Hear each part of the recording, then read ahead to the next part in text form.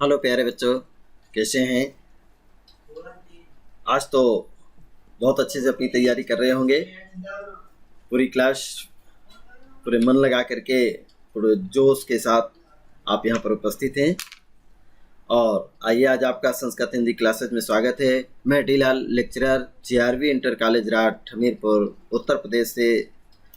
आज हम आपको कक्षा 12 हिंदी खंड का काव्य भाग पंडित सुमित्रानंदन पंत जी द्वारा विरचित, जो आपके लिए पाठ्यक्रम में नौका विहार, परिवर्तन और बापू के प्रति। अभी तक आपने नौका विहार और परिवर्तन का आपने बहुत ही मार्मिक और भावपूर्ण इनका चित्रण बहुत ही मन लगा करके अध्ययन किया है। परिवर्तन में पाठ पर आधारित, पद्यांश पर आधारित प्रश्न कैसे कैसे आते हैं, उनका आपने पिछली वीडियो में अध्ययन किया है। आज हम आपको बताने वाले हैं बापू के प्रति कि सुमित्रानंदन पंत जी के बापू के प्रति क्या विचार थे और कैसे हाव भाव थे, कैसे उनके प्रति इनकी सोच थी, उसको उन्होंने अपनी कविता में पिरोया है। और इस सुमित्रानंदन पंत जी के इस आपके पाठ्यक्रम में परिवर्तन, नौका विहार और बापू के प्रति, इसमें कुल 8 वीडियोस बनाई गई और क्रमशः आप अध्ययन करते चले आ रहे हैं। किसी भी पाठ को अच्छे से मनन करने के लिए, अच्छी तैयारी के लिए वीडियो को बार बार देखना है। और याद रखें, इसे सब्सक्राइब करना मत भूलें ताकि वीडियो आपको तुरंत प्राप्त हो। आज हम आपको सुमित्रानंदन पंत जी के द्वारा विरचित बापू के प्रति नामक जो शीर्षक है अर्थात कविता है, उसका संदर्भ सहित हिंदी में व्याख्या करेंगे, उसका काव्य सौंदर्य भी बताएंगे और पद्यांश पर आधारित कैसे आपके परीक्षा में प्रश्न पूछे जाते हैं, उन प्रश्नों के उत्तर भी देंगे। तो आइए शुरू करते हैं। आप पूरे मन के साथ, पूरे जोश के साथ और आशा और विश्वास के साथ आइए आज जुड़ते हैं और देखते हैं कि पंडित सुमित्रानंदन पंत जी के बापू के प्रति कैसे विचार थे, कैसे उन्होंने काव्य रूप में उनके विचारों को परिणित किया है। तो इसको शुरू करते हैं।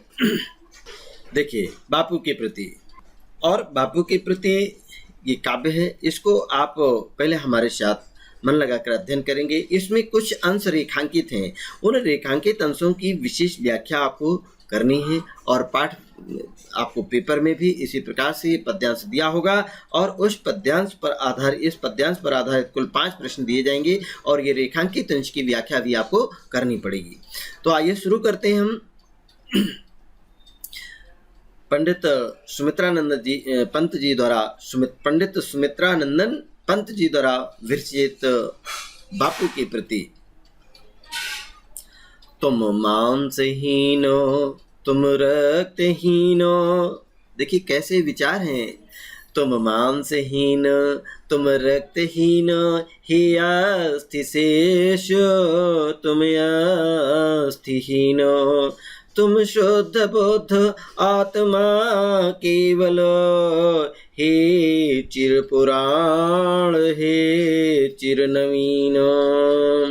तुम पूर्ण इकाई जीवन की, जिसमें आशार भव शून्य लीन, आधार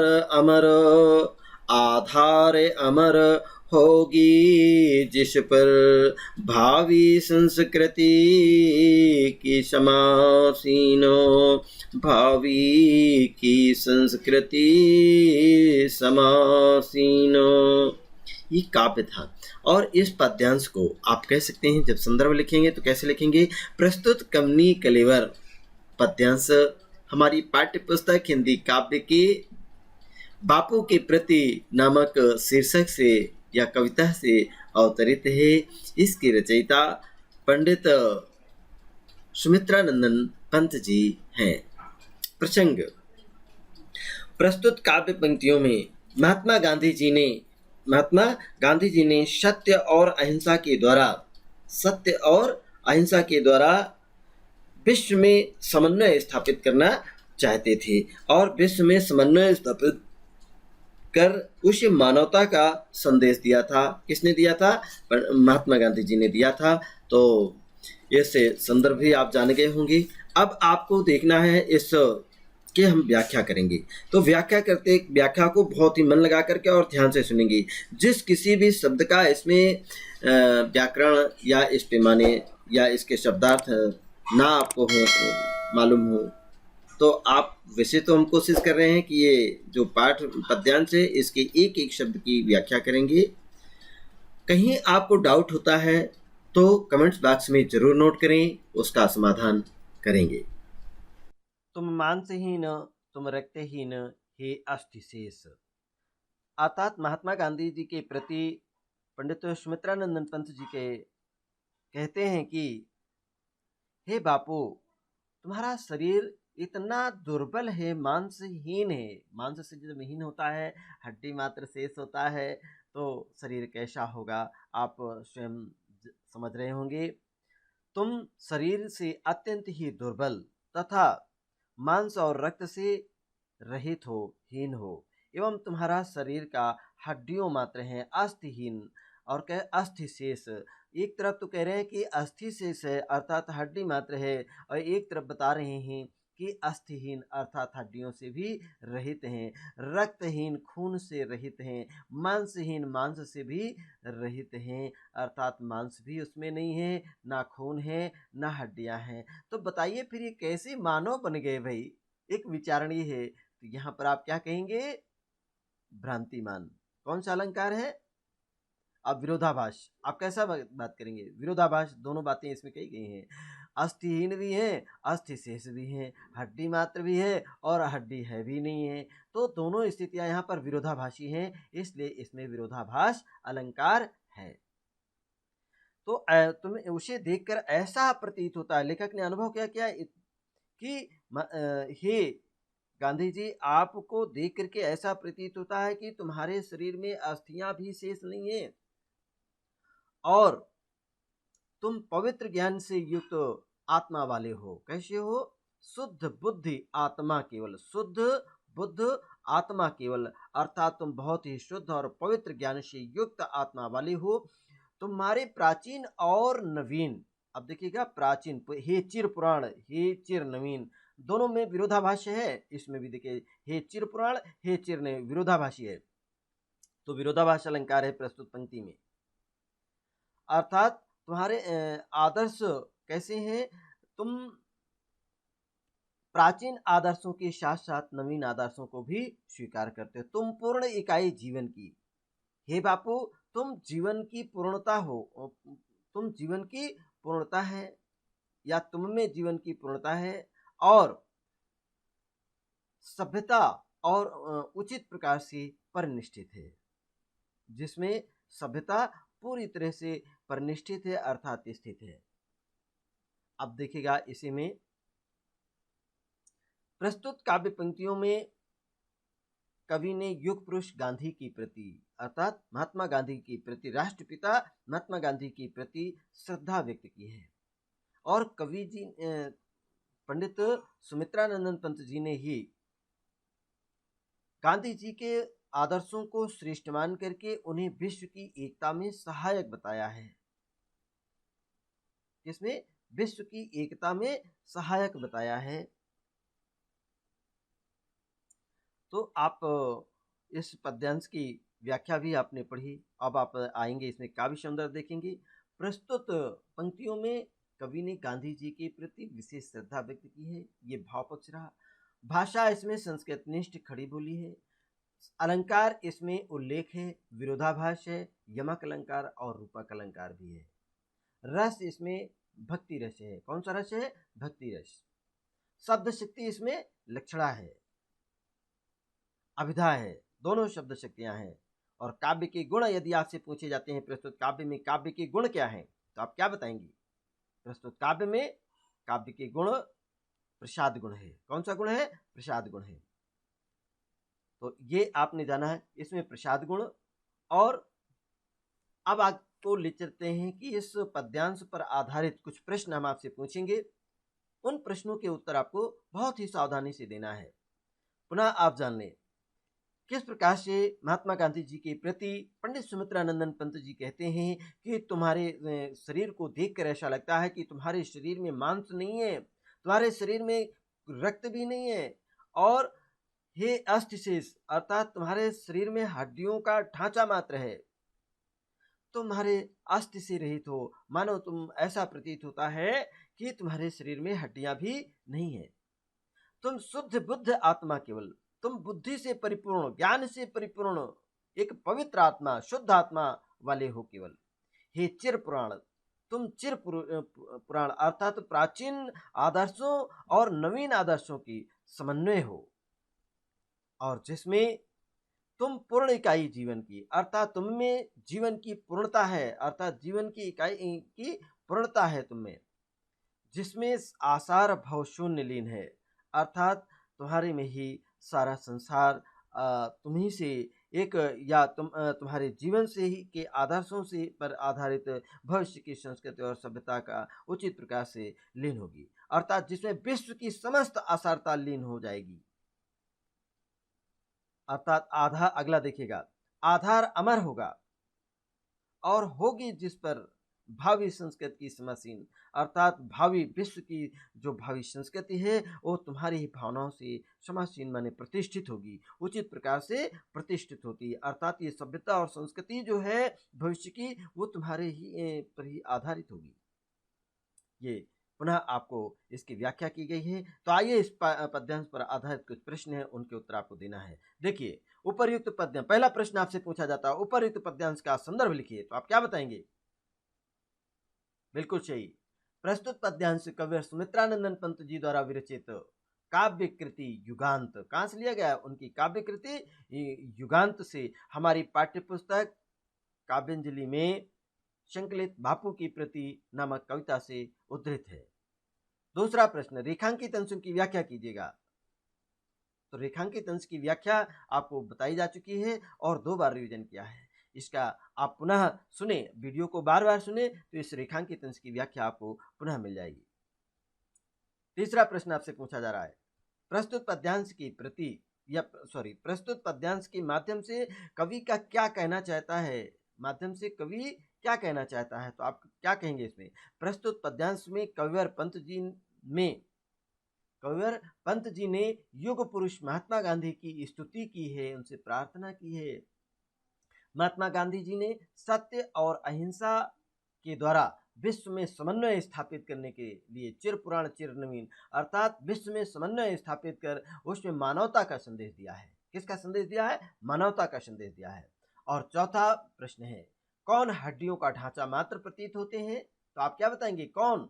अर्थात महात्मा गांधी जी थे। इसका उत्तर आप क्या लिखेंगे? महात्मा गांधी जी हड्डियों के ढांचा मात्र प्रतीत होते हैं। और पांचवा और अंतिम प्रश्न है, गांधी जी के आदर्शों पर भविष्य में किसे खड़ा होना पड़ेगा? ये प्रश्न अंतिम प्रश्न है और अंतिम 2 पंक्तियां हैं पद्यांश की, आप देखिए उसमें प्रस्तुत काव्य पंक्तियों में आप देखिएगा, गांधी जी के आदर्शों पर भविष्य में संस्कृति और सभ्यता को उचित प्रकार से प्रतिष्ठित करने के लिए संसार को खड़ा होना पड़ेगा। किसको खड़ा होना पड़ेगा? संसार को खड़ा होना पड़ेगा। तो यहाँ पर ये प्रश्नों को 5 प्रश्न आपसे पूछे गए, उन 5 प्रश्नों के उत्तर नीचे दिए गए हैं, और इन प्रश्नों के उत्तर ऐसे ही आप अपनी जो रजिस्टर बनाया है, जो नोट्स तैयार कर रहे हैं, उसमें अवश्य नोट कर लें। और यदि आप नहीं नोट कर सकते हैं तो जो पीपीटी आपको भेजी जा रही है उसी को आप फोटो प्रिंट आउट निकाल लें। ये परीक्षा में आते हैं, मस्ट इम्पॉर्टेंट है, ध्यान रखिए, परीक्षा में आ सकता है। चलिए, इसके साथ ही अब हम आगे बढ़ते हैं, अगला पद्यांश लेते हैं। ये देखिए, अगला पद्यांश है, तुम मांस तुम ही हो रक्त अस्थि निर्मित जिनमें नवयुग का तन, तुम धन्य तुम्हारा निःस्वत्याग है विश्व भोग का वर्षाधन, है विश्व भोग का वर्षाधन।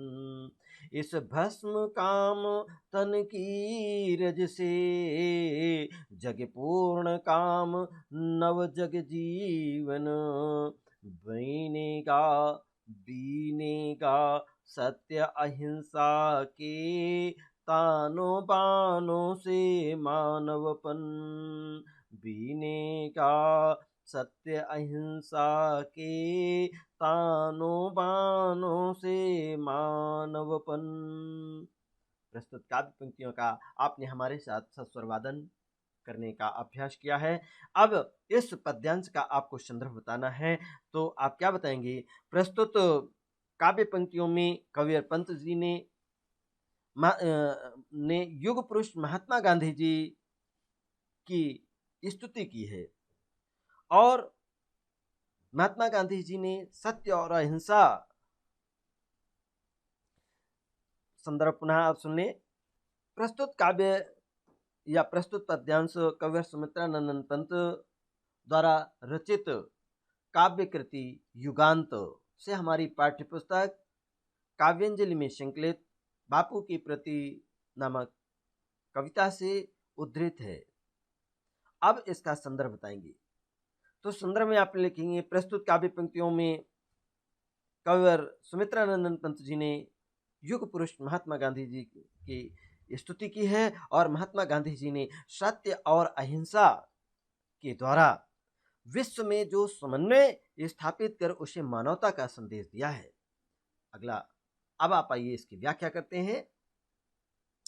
तुम मांस, अर्थात जिस प्रकार मांस रक्त और हड्डियों से मिल करके शरीर का निर्माण होता है, उसी प्रकार से तुम्हारे सत आदर्शों से नवयुग का, किसका? नवयुग का तन अर्थात शरीर का निर्माण होगा। तुम्हारा स्वार्थ रहित त्याग धन्य है। क्या कवि ने कहा है कि तुम धन्य हो, तुम्हारा निस्वार्थ त्याग भी धन्य है।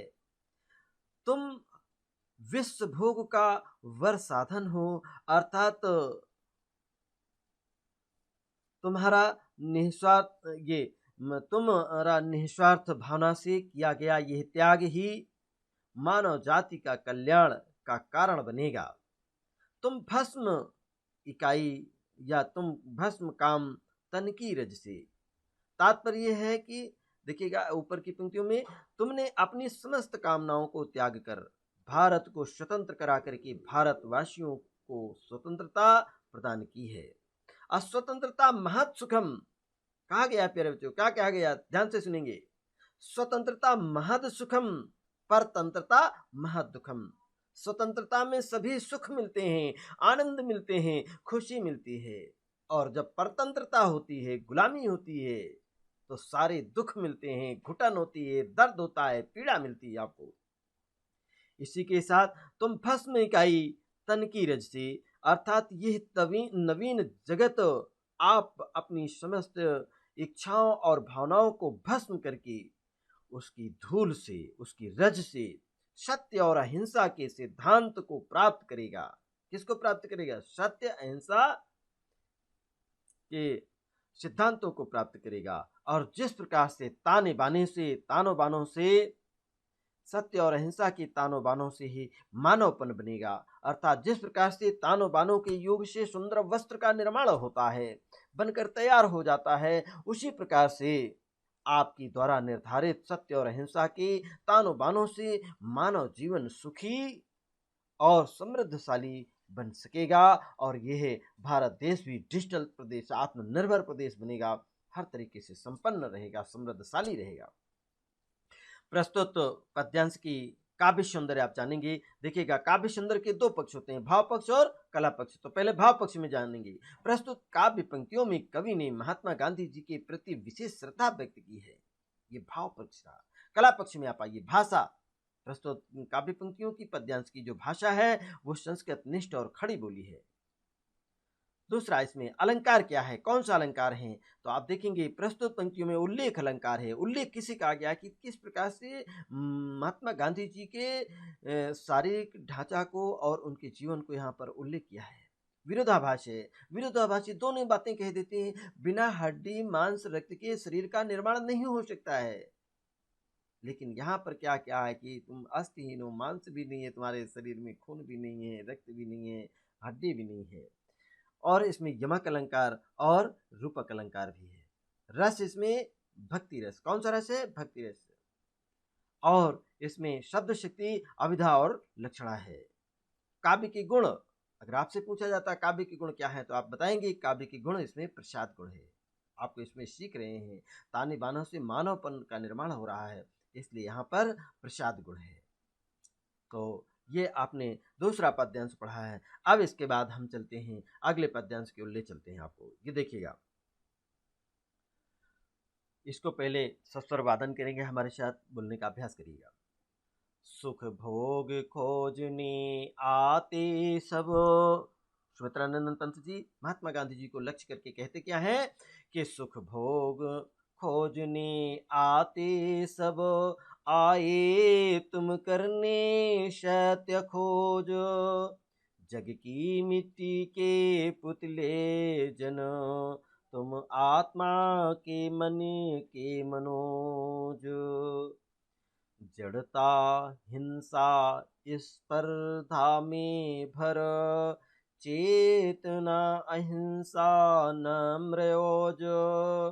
पशुता का पंकज बना दिया, पशुता का पंकज बना दिया, कि पशुता को पंकज बना दिया। तुमने मानवता का सरोज, तुमने मानवता का सरोज। आप इस पद्यांश में देख रहे हैं कि नीचे की दो पंक्तियों में रेखांकित किया गया है। ध्यान रखेंगे, इसकी व्याख्या करनी पड़ेगी। तो पहले इसका आप संदर्भ बताएंगे। संदर्भ वही जो पूर्व में बताया गया है, आप और सरल भाषा में आप संदर्भ समझिएगा। प्रस्तुत काव्य पंक्तियां हमारी पाठ्य पुस्तक हिंदी काव्य के बापू की प्रति नामक कविता से उद्धृत है। इसके रचयिता पंडित सुमित्रानंदन पंत जी हैं। और इस प्रस्तुत काव्य पंक्तियों में कवि ने गांधी जी की महिमा का गान करते हुए कहते हैं, क्या कहते हैं, उन्हें अपनी भाव अंजलि अर्पित की है। उनके अंदर क्या भाव है महात्मा गांधी जी के प्रति, पंडित सुमित्रानंद जी ने उनके प्रति क्या भाव है, गांधी जी के प्रति क्या भाव है, उसको अर्पित किया है। आप देखिएगा, श्रद्धांजलि। तो आइए इसकी व्याख्या करते हैं। कुछ कठिन शब्द भी अगर लग रहे हो, जैसे सरोवर, सरोज। आप देखिए सरोज क्या है, पंकज, कमल अर्थात सरोवर में उत्पन्न होने वाला कमल है। पंकज ये भी कीचड़ में उत्पन्न होने वाला पंकज कमल है।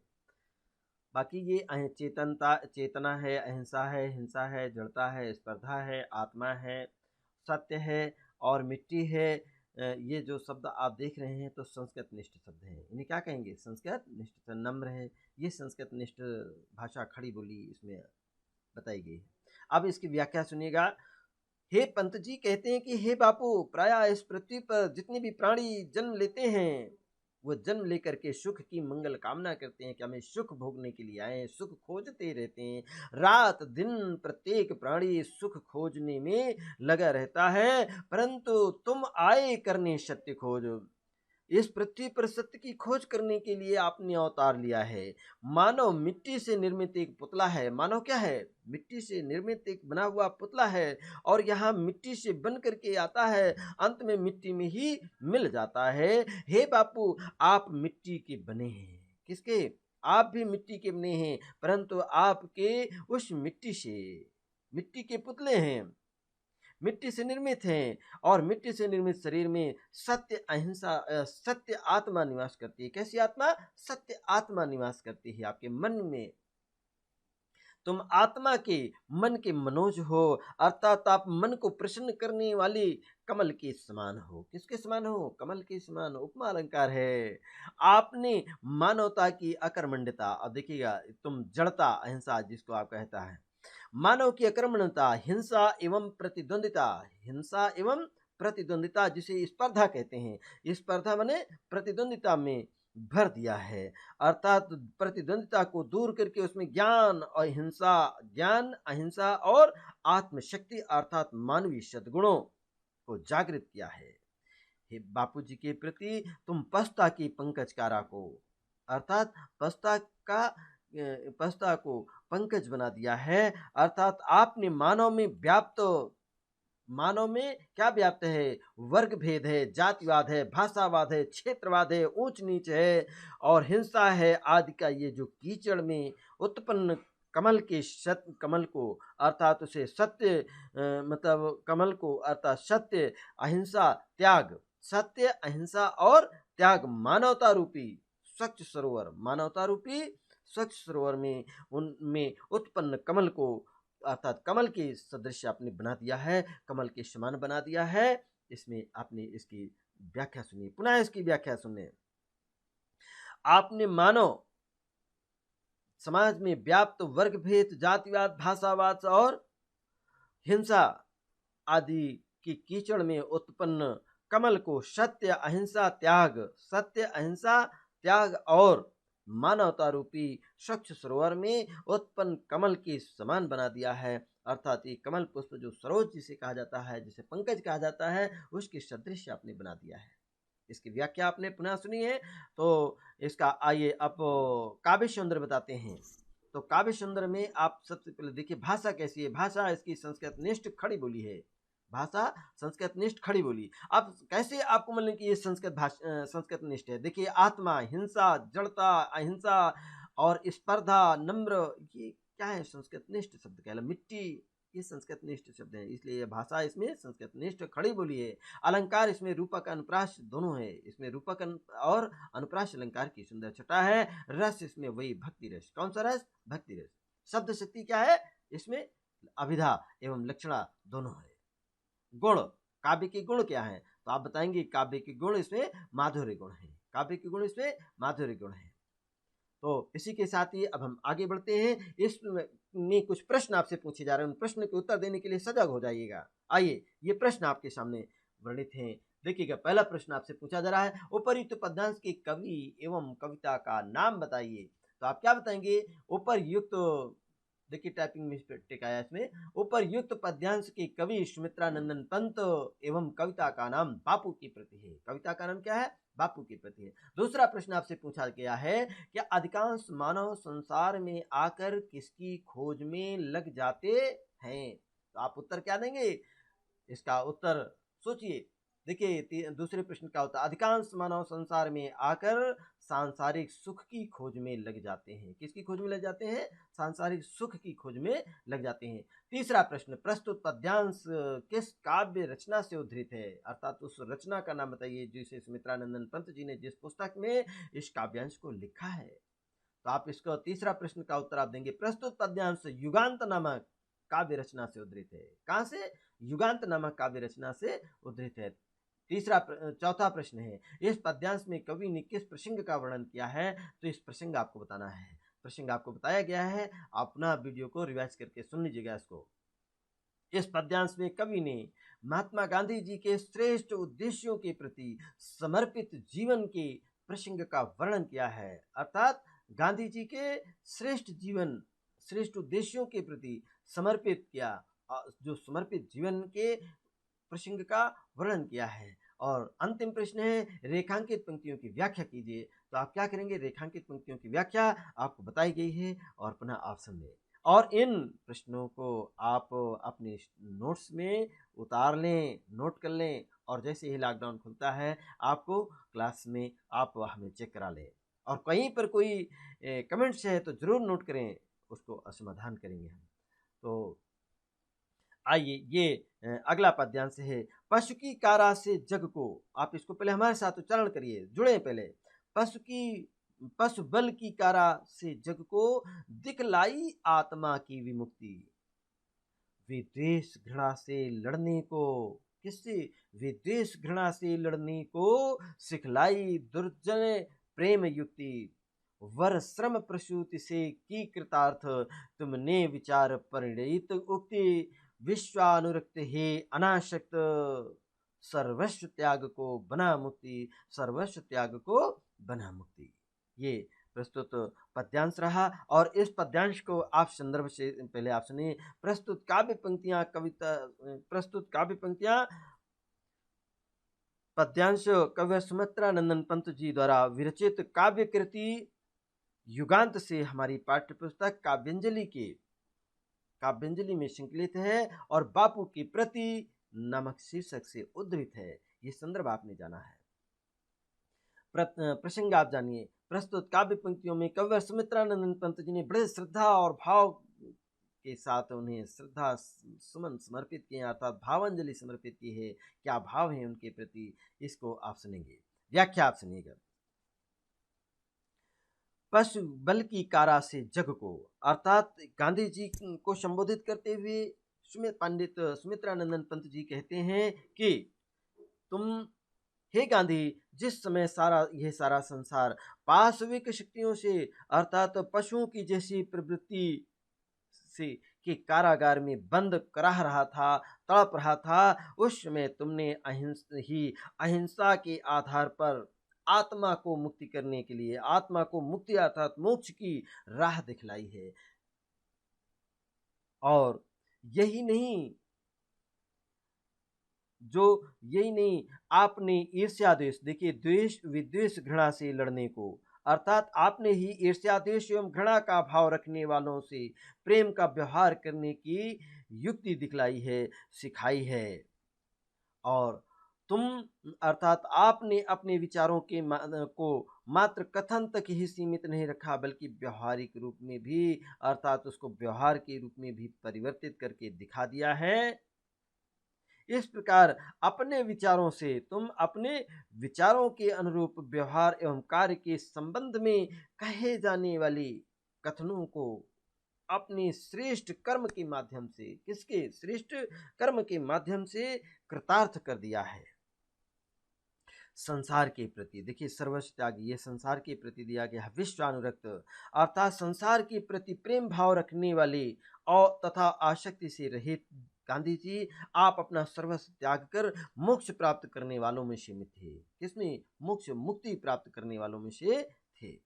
यहाँ पर शब्द शक्ति अब देखिएगा, इसका काव्य सुंदर व्याख्या आपने सुन ली है। अब काव्य सुंदर सुनिएगा। काव्य सुंदर के अंतर्गत भाषा इसकी संस्कृत निष्ठ खड़ी बोली, अलंकार इसमें रूपक अलंकार, उपमा अलंकार, उत्प्रेक्षा अलंकार, मानवीकरण एवं अनुप्रास अलंकार है। और रस इसमें शांत रस है, चूंकि उपदेश दिया है शांत रस है। शब्द शक्ति इसमें लक्षणा है। और काव्य के गुण में इसमें ओज गुण है। कौन सा गुण है? ओज गुण।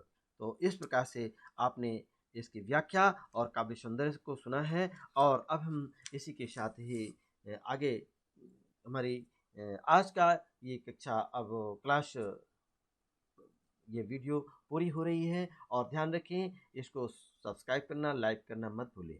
और जो भी इसमें प्रॉब्लम्स कहीं आ रही हो, कमेंट्स बॉक्स में जरूर नोट करें, आपको उसका समाधान किया जाएगा। और अपना ख्याल रखें, निरंतर पूरी वीडियो, जो पूर्व में भी आपको वीडियो भेजी गई हैं, उनको देखते रहें, रिवाइज करते रहें।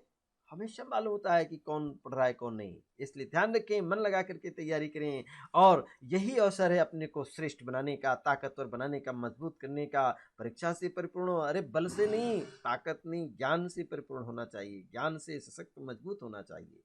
इसलिए आप पूरी वीडियो देखें और लाइक करना, सब्सक्राइब करना मत भूलें। अपना ध्यान रखें। तब तक के लिए आप सभी को बहुत बहुत धन्यवाद। फिर मिलेंगे अगली वीडियो में। और क्या पढ़ाएंगे? बापू के प्रति जो ये अवशेष भाग है ना, इसको पूरा करेंगे। अगली वीडियो में फिर मिलते हैं। तब तक के लिए बहुत बहुत आप सभी को